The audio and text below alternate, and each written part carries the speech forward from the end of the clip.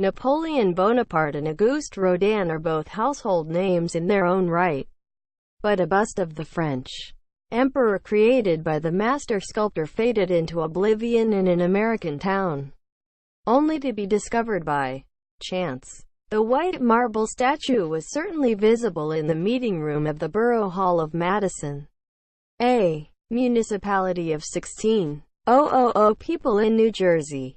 In fact, for some 80 years, the bust was positioned on a pedestal, carelessly leaned on during meetings. But in 2014, a 22-year-old art history student recruited to take inventory of the building's artworks came across the bust and noticed a signature that read A. Rodin in the sculpture's immediately recognizable style. Intrigued by the discovery, Mallory Mortellaro consulted experts and dug into archives, determined to confirm whether it was indeed a genuine Rodin. She was eventually pointed in the direction of the Paris-based comite Auguste Rodin, the leading authority on the father of modern sculpture, and the mystery was solved. In the group's collection of documents was a photograph showing Rodin posing with the bust, which was believed to have been lost. In September 2015, Rodin expert Jerome Leblay, author of the artist's catalog Raisonné, or descriptive inventory, traveled to Madison. He needed only seconds to confirm the authenticity of the piece.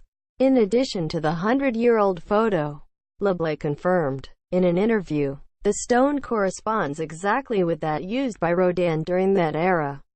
The proof was in the pantograph. The identification of the statue, worth between $4 and $12 million, paradoxically, was cause for concern for the Hartley Dodge Foundation, which manages the building. There was no paperwork. There was absolutely no record that it had entered the building. Nicholas Platt, the foundation's president, told CBS News, for security reasons, the directors kept the revelation a secret for 2 years, before announcing last week it was to be transferred to the prestigious Philadelphia Museum of Art.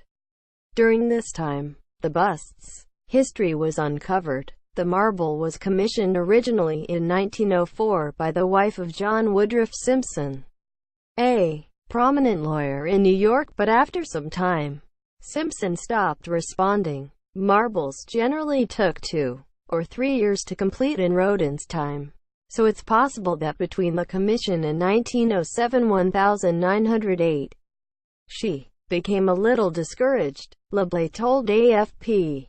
Lost without a trace. Thomas Fortune Ryan, a friend of the collector, then bought the piece during a visit to the Paris suburb of Meudon in 1909. Once he died, the bust was lost following a 1933 auction of his estate. Research revealed that a merchant had bought the statue on behalf of Geraldine Rockefeller Dodge, daughter of prominent financier William Rockefeller. She constructed the Hartley Dodge Memorial, Madison's Borough Hall, in tribute to her son killed in 1930 in a road accident in France, and decorated the interior with works from her collection. Geraldine Rockefeller regularly brought pieces, a bit like you would decorate your country house with pieces from your main house. Quote, Leblay explained, but records were not kept, meaning the bust's whereabouts became unknown over time. It is thought Rodin took inspiration from Napoleon's death mask to create the bust, as well as working with a look-alike as he did when creating his monument to Balzac.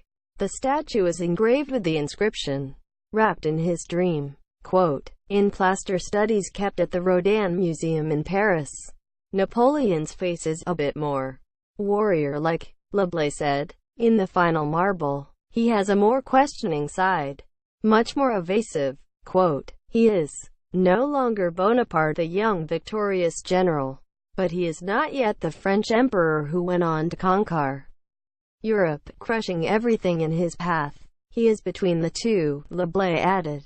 AFP, date created the 24th of October 2017. Yeah.